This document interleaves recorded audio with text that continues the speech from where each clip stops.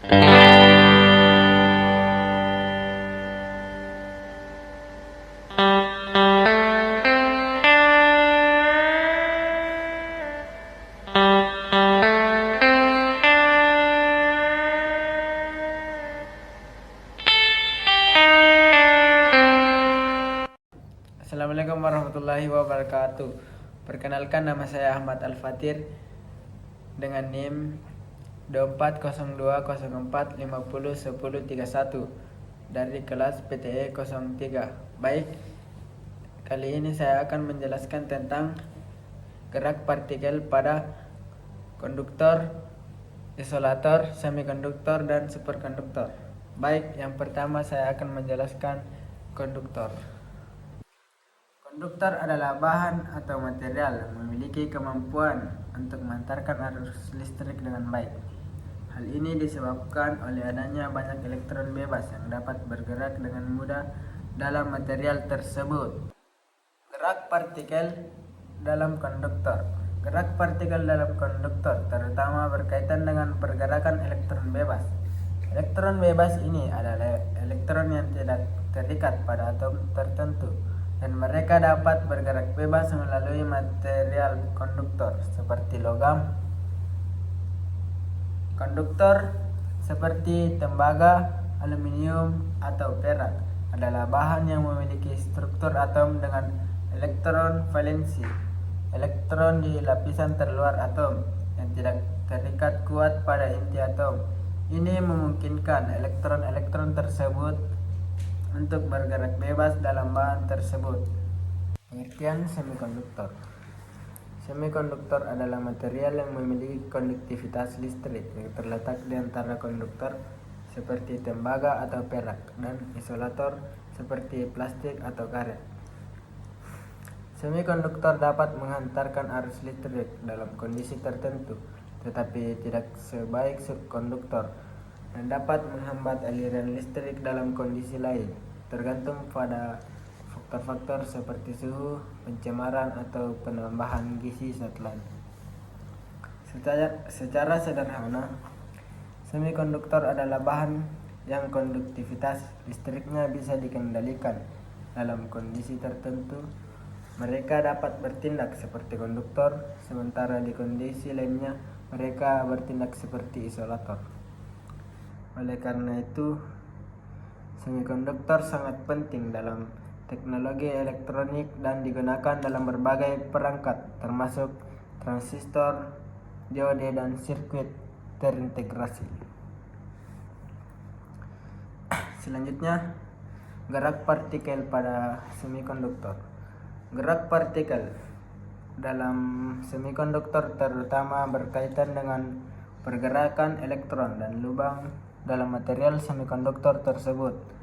Elektron adalah pembawa muatan negatif yang bergerak dalam pita konduksi, sementara lubang adalah kekosongan elektron di pita valensi yang bertindak sebagai pembawa muatan positif, meskipun secara fisik adalah kekosongan dalam struktur kristal. Kedua, gerakan elektron dalam semikonduktor. Pada semikonduktor intrinsik, semikonduktor murni, jumlah elektron di pita konduksi sangat terbatas pada suhu kamar. Namun, jika semikonduktor dipanaskan atau diberi energi dari luar, misalnya dengan cahaya, sebagian elektron dari pita valensi dapat memperoleh cukup energi untuk melompat ke pita konduksi dan menjadi elektron bebas. Pertama, elektron di pita konduksi. Elektron yang berhasil melompat ke pita konduksi dapat bergerak bebas melalui material. Gerakan mereka dipengaruhi oleh medan listrik eksternal seperti tegangan yang diterapkan dan pengaruh suhu.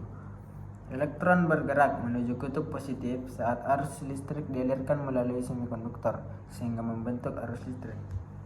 Kedua, pengaruh suhu. Ketika suhu meningkat, lebih banyak elektron mendapatkan energi untuk melompat ke pita konduksi. Hal ini meningkatkan konduktivitas semikonduktor. Semikonduktor intrinsik memiliki konduktivitas yang lebih baik pada suhu tinggi. 3. Gerakan lubang dalam semikonduktor. Lubang adalah kekosongan tempat seharusnya ada elektron. Ketika sebuah elektron bergerak dari pita valensi ke pita konduksi, ia meninggalkan sebuah lubang di pita valensi. Lubang ini bertindak seperti partikel bermuatan positif meskipun pada dasarnya adalah kekosongan yang diciptakan oleh pergerakan elektron. Lubang ini juga dapat bergerak melalui material dengan cara mirip dengan pergerakan elektron, yaitu pergerakan lubang. Ketika sebuah elektron bergerak dari posisi A ke posisi B, lubang yang ditinggalkan oleh elektron akan bergerak ke posisi A. Dalam pengertian ini, lubang bertindak sebagai pembawa muatan positif yang dapat berpindah melalui pita valensi. Selanjutnya, pengertian superkonduktor. Superkonduktor adalah bahan yang memiliki konduktivitas listrik yang sangat tinggi pada suhu yang sangat rendah, sehingga arus listrik dapat mengalir tanpa hambatan sama sekali. Artinya, ketika suatu material berada dalam keadaan superkonduktor, resistansi listriknya yaitu nol. Fenomena ini pertama kali ditemukan pada tahun 1911 oleh Heike Kamerlingh Onnes, seorang ilmuwan asal Belanda yang menemukan bahwa merkuri menjadi superkonduktor pada suhu yang sangat rendah. Gerak partikel pada superkonduktor. Dalam material superkonduktor, gerak partikel, terutama elektron, berbeda secara signifikan dari material konduktor biasa. Fenomena superkonduktivitas yang memungkinkan listrik mengalir tanpa hambatan terjadi karena perilaku unik partikel dalam bahan pada suhu yang sangat rendah. Untuk memahami gerak partikel dalam superkonduktor, yang pertama, pasangan Chopper. Pada suhu sangat rendah, elektron dalam superkonduktor membentuk pasangan yang disebut pasangan Chopper. Meskipun elektron-elektron pada umumnya memiliki muatan negatif dan saling tolak-menolak dalam superkonduktor, interaksi tertentu membuat mereka terkait bersama dalam pasangan.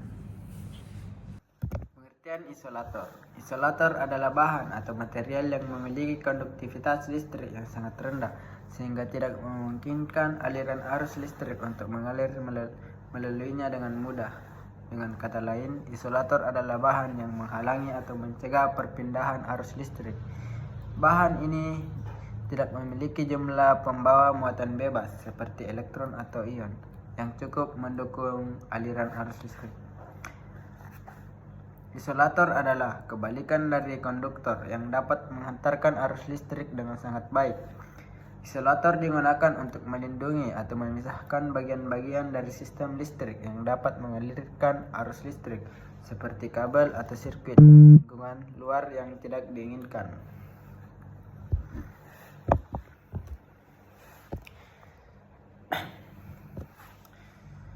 Gerak pada partikel isolator. Gerak partikel pada isolator sangat berbeda dengan gerak partikel pada konduktor atau semikonduktor. Isolator adalah bahan yang tidak menghantarkan listrik karena tidak memiliki pembawa muatan bebas yang dapat bergerak untuk mengalirkan arus listrik. Oleh karena itu, gerak partikel di dalam isolator cenderung terbatas pada gerakan termal atau getaran atom pada suhu tertentu, tetapi tidak melibatkan pergerakan muatan bebas seperti pada konduktor atau semikonduktor. Baik, sekian dari saya, itu yang sempat saya jelaskan tentang partikel, bahan konduktor, semikonduktor, superkonduktor, dan isolator. Terima kasih.